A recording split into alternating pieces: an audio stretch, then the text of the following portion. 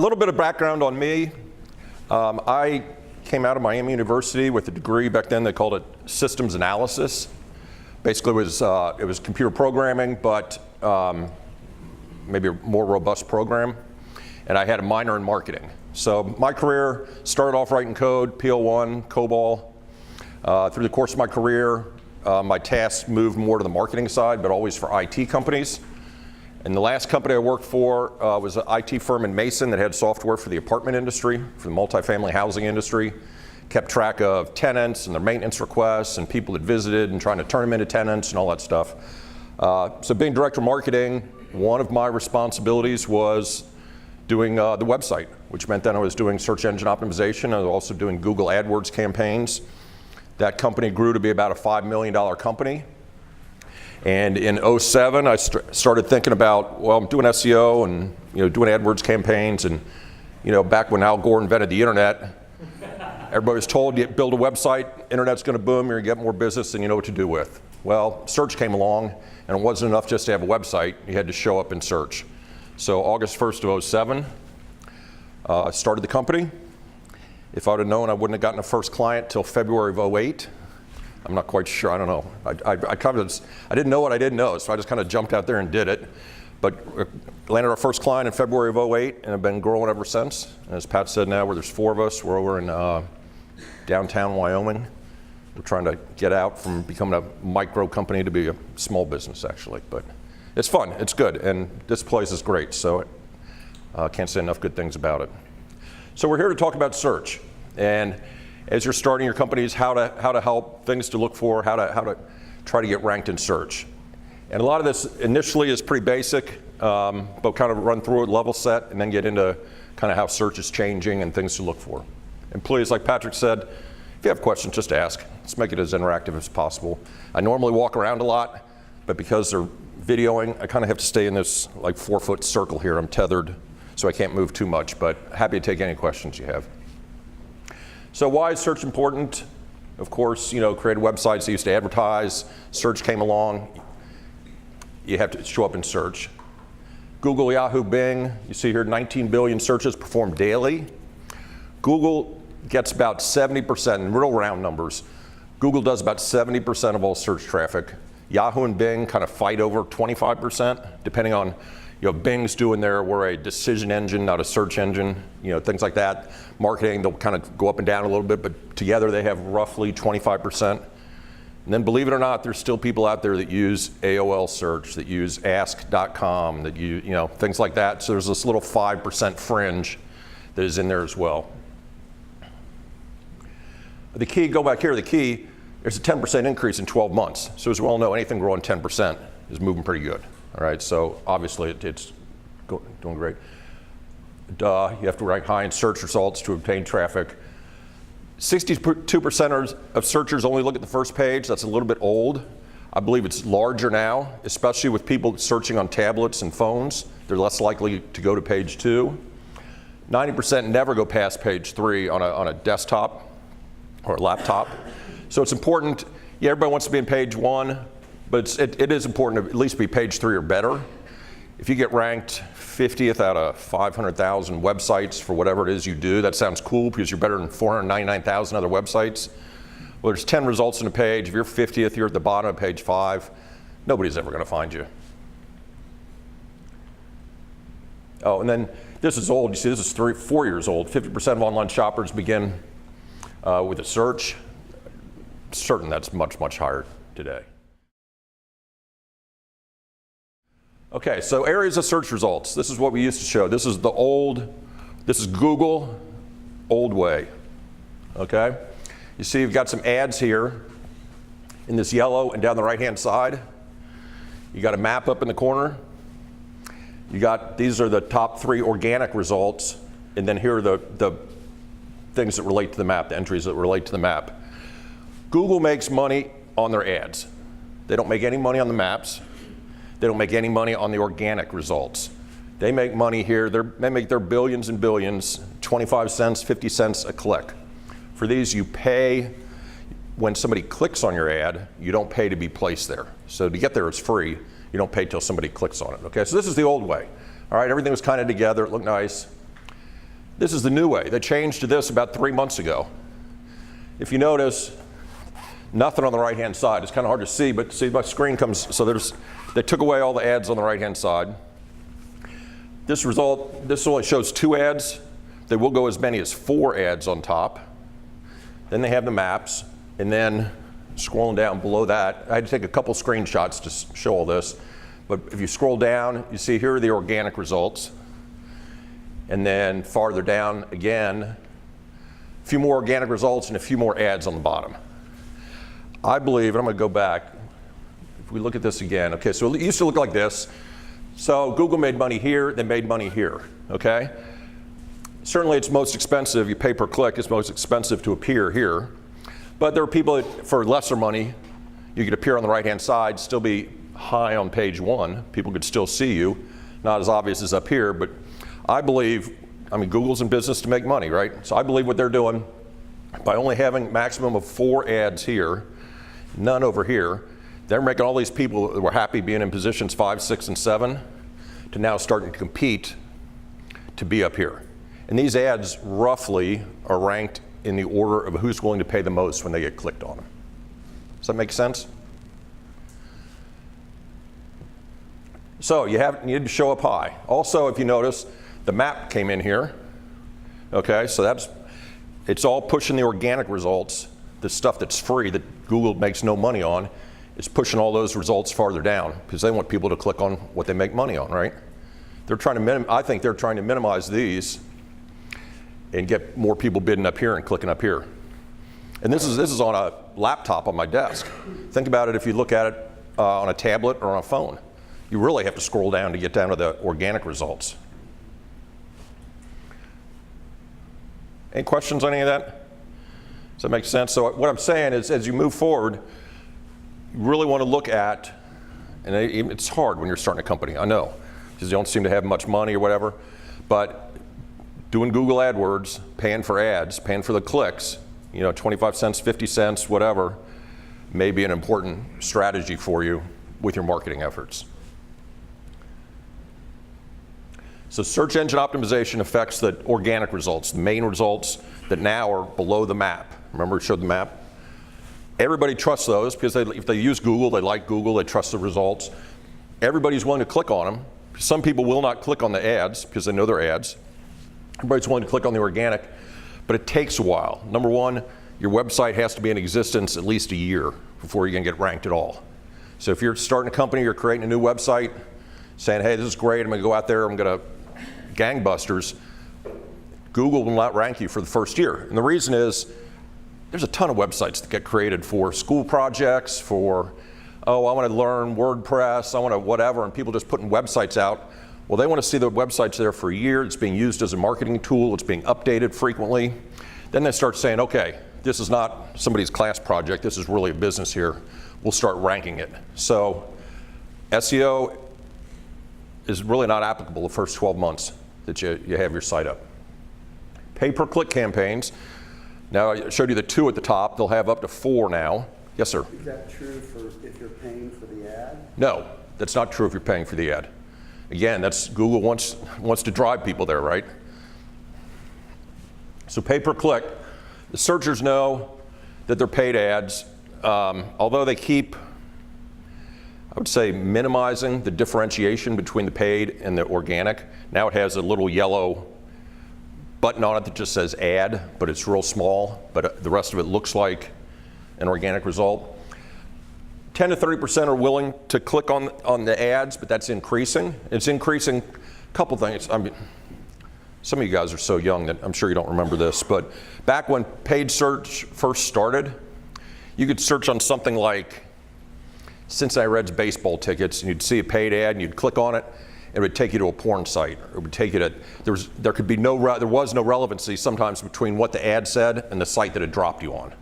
Google's worked very hard to make sure that what you're talking about is what the ad says correlates to the website. So people are trusting them more, so they're more willing to click. A lot of the reason only 10 to 30% wouldn't click is because it would take you to some spammy site, which maybe dumped something on your, dumped a virus or something on your computer, so people got skittish. Google's not stupid. They realized if we don't increase the trust factor, nobody's going to click on them. So they've worked very hard over the past 8 or 10 years to increase that, make a good correlation between the ad and the website. Really nice thing about the pay-per-click campaigns, because you write the ads yourself, you can update those instantaneously. So if you're running a special, we have a rug company, a rug showroom, where they're doing 18 months same as cash. Started May 1st, it'll be done at the end of the month, so we can turn it on and start showing up, turn it off. A lot of times we'll test out different things, like does 10% off work better, or does free shipping work better? Try different, do A/B testing with the ads and see what tends to bring more people to the website. And then the maps, you saw there was kind of, remember it's in the bottom half of that first slide I showed? It uses data from Google My Business. So, well, we'll talk about that in a little bit.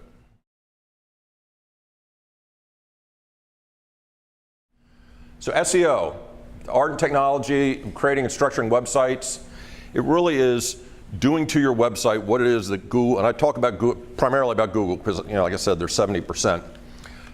Doing things to your website to make Google like it better than your competitors for the terms that are important. The displayed information needs to be compelling, and it is an ongoing process. If you just do SEO once and set it and forget it, yeah, you'll get an increase, but then you'll fade off eventually. You got to stay on top of it. You got to keep working it. The search engines frequently change their algorithms, but they don't ever publish like a manual of, okay, this is what you have to do. You learn through continual implementation, through research and education, reading blogs, there's a lot of people out there writing about SEO and how things are changing. So it's an ongoing effort to stay on top of it. Pay-per-click campaigns. That's the ads at the top, right?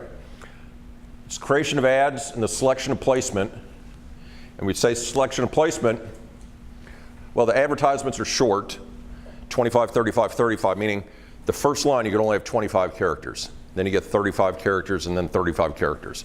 So you get real creative, and you got to be real creative in how you write the ads. Sometimes we even take out spaces. If you can still read it, sometimes you can smush words together, but it's still readable to save. Because you write something that's good and it comes out to be 36 characters. You're like, oh, what am I going to do? So is there a way to abbreviate? Is there a way to whatever? The amount bid dictates placement. So if I'm willing to pay 50 cents every time somebody clicks on my ad for incubator space, but Pat's willing to pay 75 cents for an ad for incubator space, generally his ad will appear above mine. Now, you declare a daily budget, so I'm willing to spend up to $20 a day on ads. If I'm paying 50 cents, that means I get 40 clicks. As soon as that 40th click is done, my ad gets pulled down. So it's a little different from a newspaper because it's dynamic. Also, typically what we do with our clients is if they're spending, say, $20 a day, or maybe at 50 cents a click, you could burn through all that by 10 in the morning or 12 noon. We tell Google to evenly space it throughout the day. So maybe it only shows up 1 out of every 5 searches on the terms we're targeting. So it allows it to show up the entire day. So every time you do a search, those ad results can be different. I said you pay when clicked. That's what it's kind of pay per click. Can you do that by geography? You can do it by geography. You can do zip code. You can do radius. Like the rug store we're talking about, we do a 12-mile radius around his address. You can also do negatives. Show me in all of Greater Cincinnati except for these zip codes or except for these parts of town. And they do a pretty good job with that based on the IP address. Like I said, flexible, quickly updated. You can target near-term events, target webinars, target sales, target new inventory, something like that. Google's really started pushing something called ad extensions, and they are, I'll go back and show you, because, okay, here if you see these links under here, or these gray, those are ad extensions that make your ad bigger. If you don't use ad extensions, these don't show, and you just have kind of that 3-line ad. So ad extensions are a way to make your ad bigger, differentiate it a little more, call out maybe some specials, things like that. You got to watch it. Google doesn't really announce when they come out with new ad extensions. You just, I mean, it happens not all the time, but we'll be in the office and somebody will be like, hey, what's this with this? Has anybody seen this site link extension? No, and we all get on, kind of look at it, and it's just something new that they include in the product. So. Does that cost more? No. Why wouldn't everybody use it? Pardon? Why wouldn't everybody use it? They just don't know about it? Yeah. Well, we know about them. It's our business. That's all we do is SEO and AdWords campaigns, right? You're running your business. You may not want to spend 10 hours a week learning AdWords, right? So you get in, you set it up, you got it running, you see it showing up. You're like, okay, I'm off doing my business, running my business now. We'll look at it next month type thing. Okay, so where were we? One of the extensions Google has that started a little bit ago is you can actually, Google will give you an 800 number or toll-free number that can show up in your ad, and then they track data with that. How many times it was called, how long the calls were, date, time, all those type of things. You can start getting some call statistics coming off your ad to see whether that's effective or not.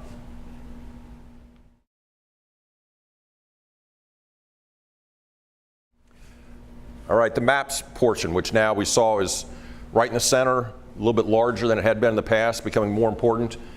Data's pulled from Google My Business, and they've changed it. It used to be Google Plus, and it was Google Business. I went and looked yesterday, and now it's Google My Business. So they do change it. But they will, if you have a website, they will create a Google My Business entry for you, because they want the maps to be, as all-inclusive as possible. The problem is if they pull it off your website, they're using software. There's nobody really looking at your website. It's just software. So the software is trolling your website, trying to figure out what your business is about, and that's the data they put out there for your Google My Business. It's better to claim your own entry. Go out, search on Google My Business and click on the link and take it in and go in and claim your own entry. You put the address, you put your website in there, your phone number. They will, one of two things, they'll either call the phone number associated with that website to give you a verification code so you can claim that Google My Business entry, or they'll send you a postcard. You can opt whichever one you want. And that's so that you don't go out and your competitor doesn't go out and claim your Google My Business entry and set it up incorrectly.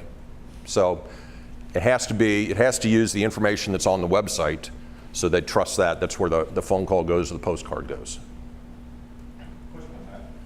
Yes, sir. Is this kind of geared more towards companies that have a physical presence, something like a storefront, or let's say you're a service business that doesn't really have a B2B business or something, would you still?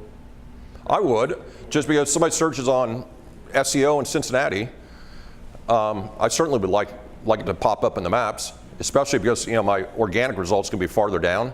They're going to see the maps first, and it's got the address there. It'll have the phone number there.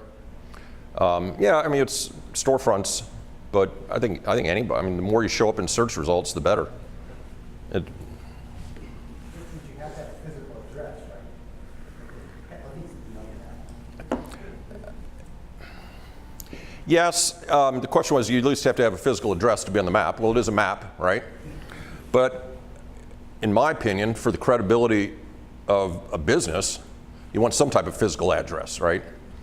So if you're out trying to win business, win some clients, but you're not able to tell them where your business is, even if it's your home address, or Patrick can give you a mailbox here if you want to use an address here. At least you got to have something, right? I think just for credibility's sake. And then you can use that address for your Google My Business, for your website, and for your Google My Business entry. That all make sense?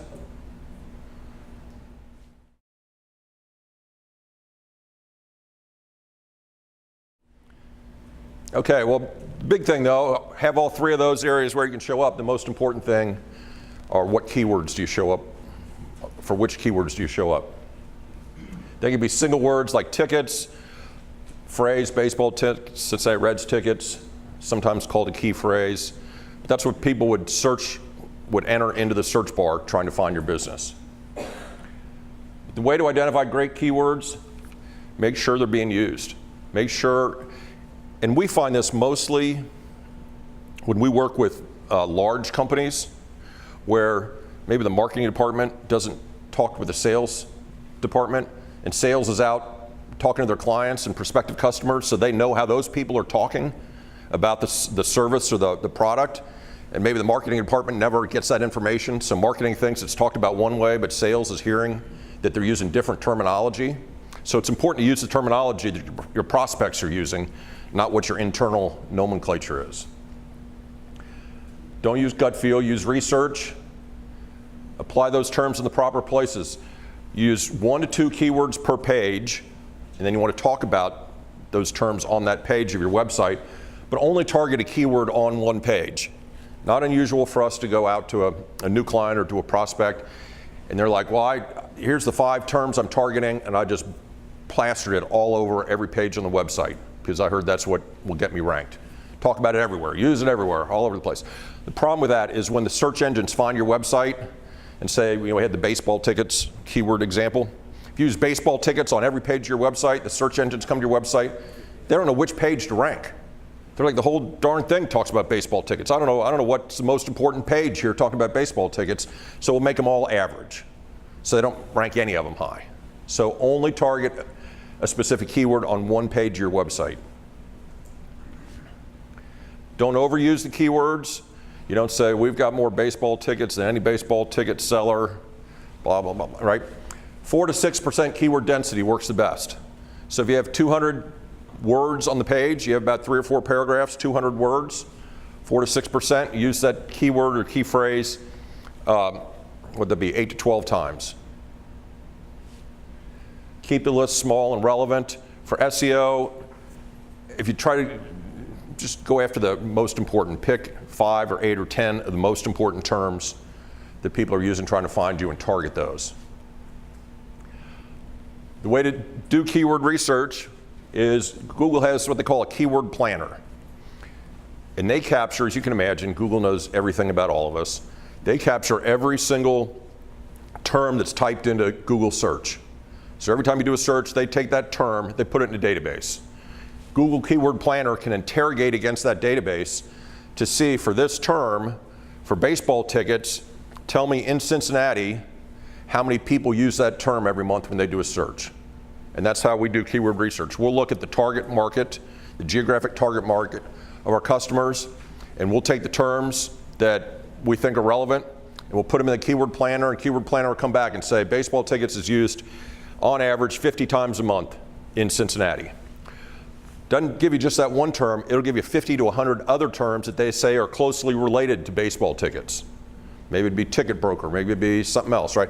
And they'll give you the statistics for those terms as well. So maybe we start with baseball tickets, it's 50 a month on average, but there's another term that maybe is 150 a month that we hadn't thought of. And we look at it and we say, well, maybe that's a better term to use. And we'll present it to our clients and talk through it with them that, hey, instead of baseball tickets, let's use something else. All right? So you're working from data, not just from a gut feel. Yes, sir? So with a keyword phrase, is it a group of words or is it a group of words in that specific order? Does it matter if there's words in? It generally is a group of words.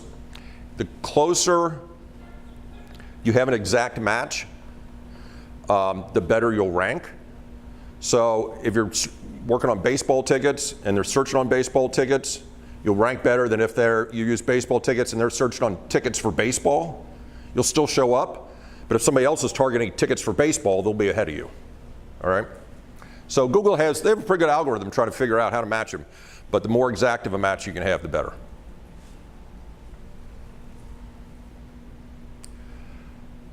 It's important to think global versus local. Are you targeting, are you nationwide? Are you trying to target people just in Cincinnati? How are you going to approach search? Select the terms out of the keyword planner that you see that relate well to your business, and you can download them. There's a download, it'll drop them into an Excel spreadsheet for you, and then you can manipulate them, you can do whatever out of Excel. Okay, so we figured out our keywords, which ones to target. Now the question is, well, where do I use them on my website? What do I do? And the file names, like for SEO, okay, Search Engine Experts LLC, SEO.html, so the file name, if we're going after SEO, which we are. In the page title, and if many people nowadays are using WordPress. WordPress is great. There's a couple SEO plugins. The Yoast SEO plugin on WordPress is fabulous. See, there's spots to enter all this stuff page by page. In the meta description, it's great. And the meta description generally is what shows up in the search results, where it has in the black, it kind of talks about what that page is about. You know, you'll see the title in blue, and then you'll see the URL in green, and then there's a couple lines in black. Well, that generally comes from the meta description, which they pull off that page that they're presenting in the results. So you want to talk about what that page is. But like with anything, the farther to the beginning the keywords are, the things that are at the beginning of the sentence are more important than things trailing at the very end. So instead of saying, we sell more baseball tickets than anybody, I would make the meta description to say, baseball tickets are our specialty. Get the keyword or key phrase to the very beginning of it, right? And that makes it more important, because nobody's, you know, keep in mind, this is all looked at by software. Nobody's looking at it individually. So software has to be coded a certain way. So they code it that, hey, the farther up front the terms are, the more important they are. Images. On the file names, everybody just put an image out on your website and it's just the date, or maybe it's 1234.jpg or something like that. Change that file name on the image to be baseballtickets.jpg. All right. Same thing, the alt tags. If you ever mouse over, I'm sure you've moused over an image, and the little bubble pops up to tell you what that image is. Put the keywords in there as well. And then page copy. And certainly bulleted lists are very good. We've all read stuff. You see a bulleted list, your eye goes to it, makes it more relevant. Well, the search engines know that, so they give a lot of weight to bulleted lists. Backlinks or external links. Those are links from other websites that point to yours, okay? It's a vote of confidence. If somebody is on another website and that website is willing to have them leave their website to come to you, if they put a link on it to come to you, they're saying there's something over there that's pretty important that I'm willing to have people leave my site to go see it. So it's a big vote of confidence. So the more of these you can get, the better. Blogs are a great way. If you get involved in an industry or an association blog and maybe you're writing something, then you can say, maybe write a little bit on that, but you have more detail on your website. You can say you can find more information here and have a link to your website. Or even you just sign it. Okay, it's written Ken Saunders and says Search Engine Experts, and I make that Search Engine Experts a hot link back to my website. Profiles, if you're on LinkedIn, if you have Facebook, if you industry associations, things like that, make sure those profiles are updated. And then put links in there back to your website. Do any press releases, articles, anything like that. Most of the time, if somebody calls and they want to interview you or can give us a couple quotes on this, nobody's getting paid for that. So the way you get paid is you say, hey, that's great, I'm happy to talk to you. Would you make sure that the company name is a hot link back to our website when you publish that online? And everybody knows the game, so they're like, sure. And that's the currency, is get that backlink. Directories, industry and association websites. Many times we find our clients, they're members of associations, and they've not gone out and updated their information, or it just sits there, it just says their name, but nobody's ever gone to that association and say, hey, make that a hot link to my website, or let me go flesh out my profile on that website so it says more about our company. And then generally there's places for, what's your website URL, and is there an email address to contact you, things like that. If possible, use the keywords as the hot link. So you can say baseball tickets and have it come back to your site. That's better than just having it say Ken Saunders and come back to your site, because it's actually descriptive about what the website is doing. And then don't forget internal links. So you link from page to page, right? If I have baseball tickets and football tickets and hockey tickets, on the baseball tickets page, maybe at the bottom I say, we also have football tickets and hockey tickets. And those are links over there. Because that's demonstrating to the search engines what it is you think is important on your own website. The more links you have to the pages, you're saying, we think more people are going to want to go to this page. We think it's pretty important, so the search engines notice that, and it helps in getting ranked as well. Does that all make sense? So good, okay.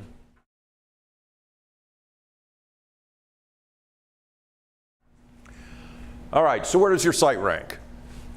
Don't be fooled. If you use Google, don't be fooled by what you see.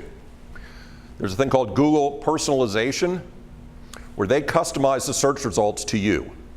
They watch what you're doing and which websites you like, and they improve the rankings of those in your search results. Because they know if you're, always want to go to this site to buy your baseball tickets, well, instead of putting it 7th or 8th, they're going to start moving it up. Eventually it'll be 1st or 2nd, if that's your preferred site. So what happens? You're at work, you're checking your website, you're doing this and that, right? Well, then you do a search for your product or service, and magically your website's nice and high. And you're like, oh, look, search on baseball tickets, I'm right up at the top. Well, that's because you're always on your site. You're always clicking through, you're working it, right? So don't be fooled. It's not what your prospects and customers see, is the point, okay? They're not always on your website. To find out where you rank, Web Position is a good tool. I believe it has a 30-day trial period if you want to go out and use it and put some keywords in and your URL, it'll tell you where you rank. That's the one we use for our clients. I think after 30 days, I know we pay, but I think there's a 30-day free trial. QRank has a free version, but you can only use it for one URL. So, we'll go in a lot of times. So for us, where we have a lot of clients, it's not so useful. But for an individual, it's a good tool.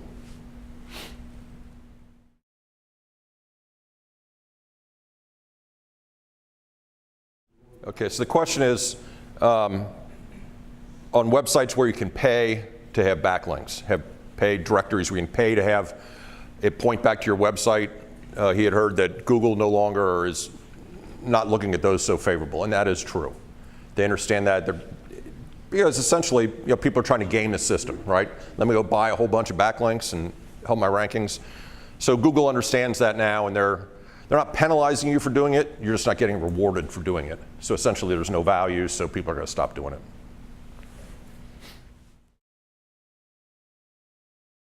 This is where you're buying content from. Search engines don't like duplicate content. So we see accountants, dentists, where there are companies out there that they'll set up websites for dental offices all across the country, and we'll give you new content once a month, right? Well, yeah, it's new to you, but it's the same stuff across 100 other websites across the country. So it doesn't help you, okay? Because the search engine will see it's not unique. Obviously you didn't write it yourself, so it's just not helping. Now, but the flip side is you hear all the time, new content on your website will help. Well, it only helps if it's unique. So that's nice, it looks good, it really looks nice to your clients, because they're saying, hey, there's new stuff up there, but it's not going to help you very much, or at all in search. Does video content on your website increase your ranking at all? Yes, especially if it's through YouTube, which is owned by Google. You embed it Yeah. in the page? Okay. Yep. And anything new, new content certainly helps. The challenge with video, although I imagine this will change ultimately, is voice recognition is so much better now than it was a couple years ago. With video, they look at the tags that are associated with the embedded video to understand what it is. At this time, they're not listening to the video and trying to do voice recognition, but I'm sure they'll get there. And they got to be working on that. So. They have, the question is, can we put ads on our website for other products and make money that way from them, essentially, right?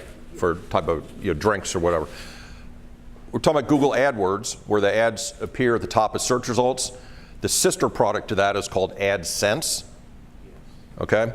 And you can, on your website, you can have Google place 3 ads on your website in a little block on the corner, and if anybody clicks on those ads, you get half of what they charge the customer.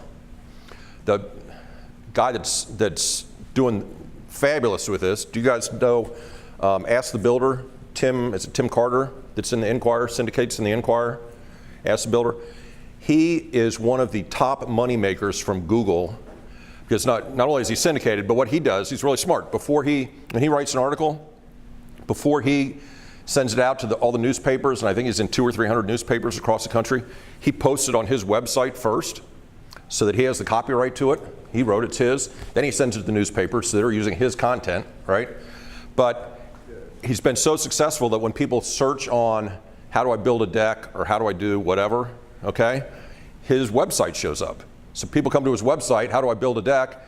And here's ads for, you know, steel leaf blowers or something, or, you know, drills, and people click on those, and he makes, you know, 50% or whatever Google charges for that.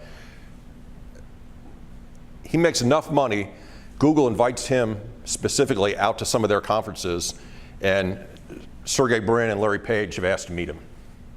And he's just a Cincinnati guy that got tired of the construction, actually doing it, started writing about it instead. So, I'll brag on Tim a little bit. WordPress is super easy. There's a ton of stuff out there. You know, if you need help, like just to Google to find out how do I do this in WordPress, how do I do that in WordPress. It's such a challenge with a small business because you have no money. So I'm going to do it myself. But if you're working on your website, you're not working on your business. So, you know, you can do it. And with WordPress, you can have a really nice looking website. But the question comes down to, you know, I want to spend 8 or 10 hours a week on that, or would it be better if I spend 8 or 10 hours a week on running my business? And generally what happens in a small business, you do them both, right? You're working 80 hours a week, right? So, but for a basic website, if you're getting into 4 figures, $1,000, $1,500, somebody's overcharging you. With as easy as WordPress is now, there are a lot of people out there that can do a nice website for you, you know, in the $400, $500, $700 range. So you got it, but man, I run into companies all the time. Yeah, we just spent $20,000 redoing our website. We just spent $40,000 redoing our website. I'm like, you know, but people just don't know. So the marketing firm comes to them and says, okay, we need to redo your website. It's going to be $40K. And they're like, well, okay.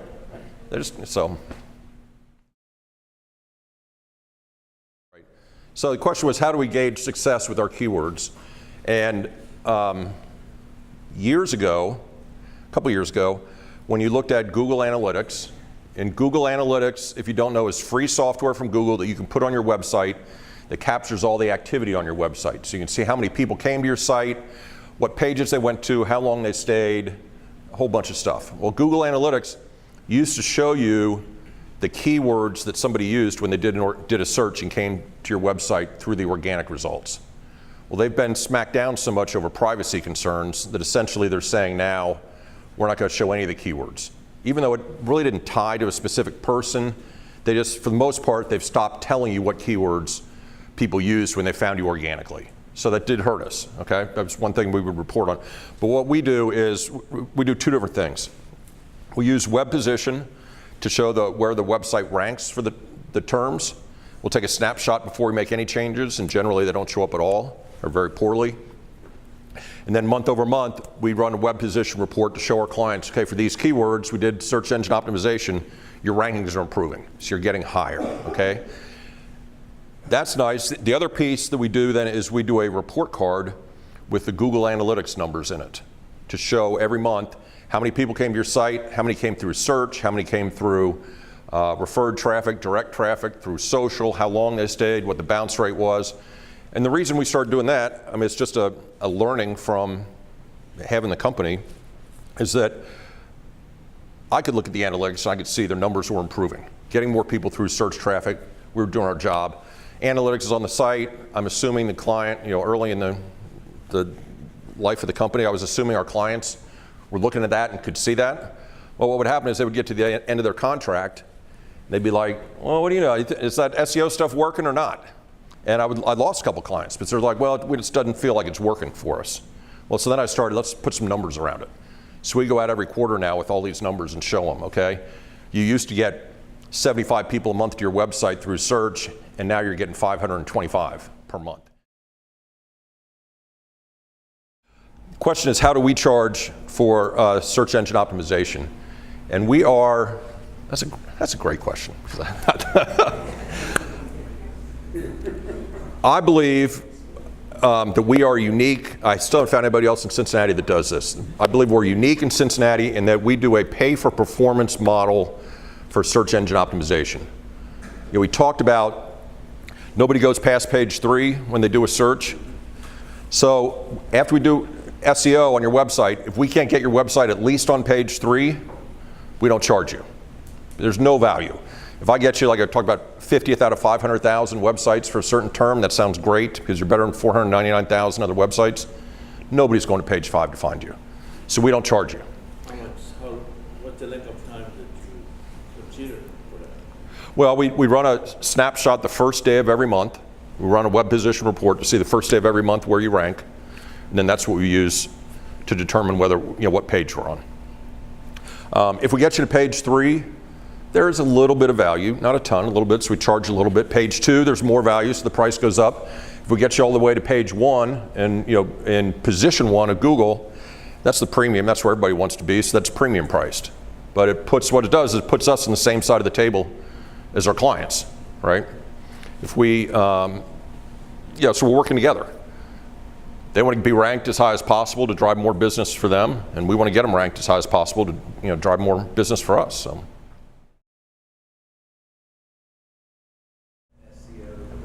SEO will not help you if your website's less than a year old. Now, you want to still think about it a little bit because, it's almost,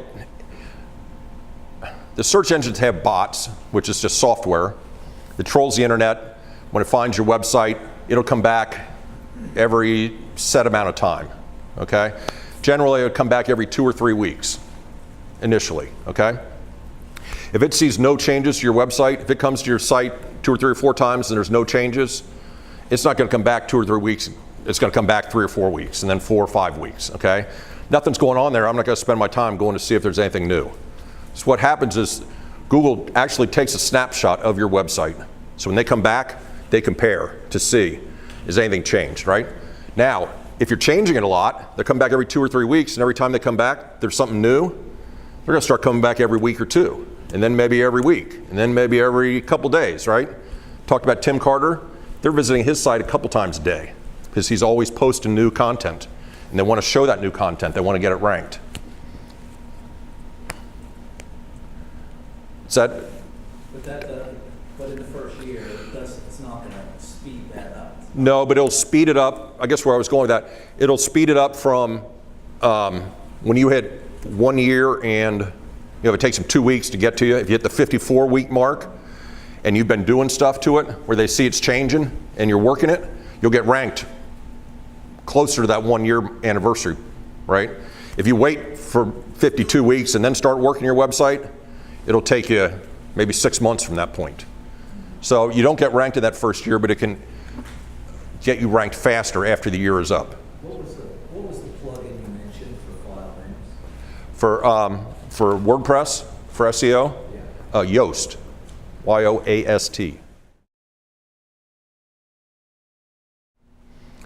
The question was, how's the density of the print versus pictures and other images, things like that, affect search? The best thing for search would be to have a lot of copy, 400 to 600 words of copy, have it near the top of the page, have it all optimized, okay? That's the best thing for search. That's terrible for your users. People come to a web page and they see just blocks of copy. They're going to bounce out and go find somewhere else, right? So it's a balancing act because you want to make it, when you get people to your website, you want to make it, they want to stay, they want to look around, right? So you want to make it attractive, okay? But that hurts SEO a little bit, right? But if all you do is SEO and you bring people and they don't like it and leave, there's no value there either, right? So it's just a balancing act. So you make it look nice, but you have good copy kind of intermingled in there, and that works pretty well.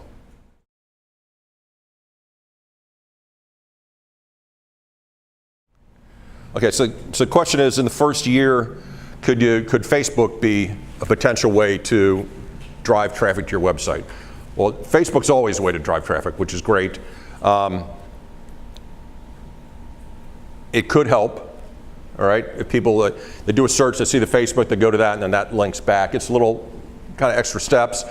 Well, again, Google's in business of making money. What they want you to do is buy ads, or pay, do the pay per click and pay them 25 cents every time somebody clicks on it. But the Facebook could help a little bit. I would think there's not going to be a ton of success that way, but maybe it's a little better than just depending on the website that's not getting ranked.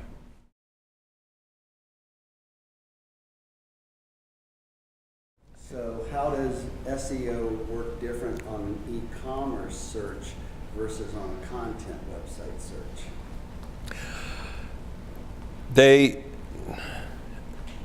The bots can tell the difference. They can tell if it's e-commerce because there's shopping carts, there's whatever, right? There's a lot of value in the e-commerce sites that have been around for a while, that have made a name. It can be very hard on an e-commerce site to break in where there's a lot of reputable companies already.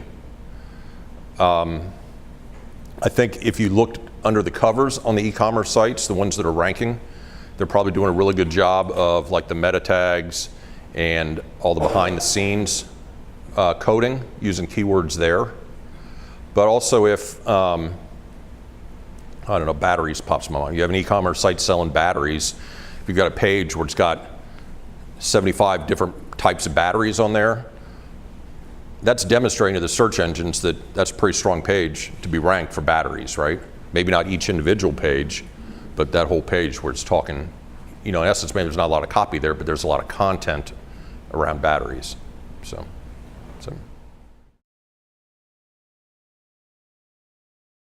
The question is, what's my opinion on buying your company name or your brand name for Google AdWords?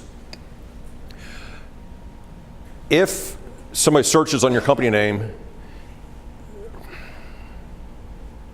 I'm changing my opinion as I'm telling you this, because it used to be in the old way. Remember the old way, where you actually could see some organic results? I would tell somebody, well, you're showing up first anyways if somebody searches on your company name, so there's no point in buying that.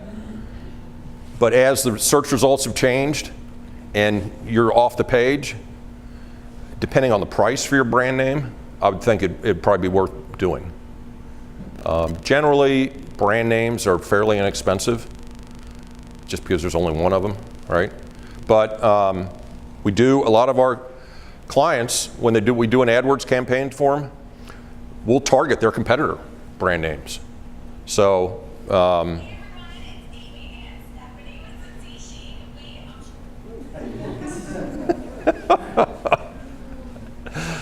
anyway, so we'll set up a competitors group for our clients where we target the competitors. So if somebody's searching for whatever, their ad shows up and trying to drive traffic that way.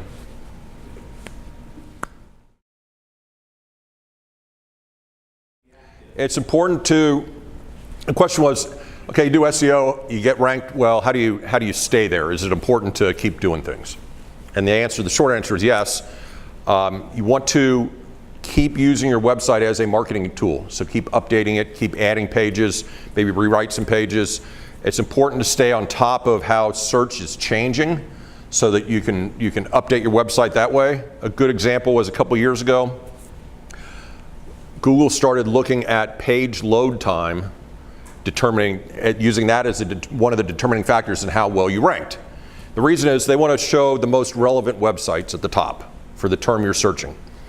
We've all been there where you do a search, you see something, you click on the link, it takes you to a page, and it takes forever to load, right? It's just whatever. They have big graphics, so they got something going on, right? It takes forever.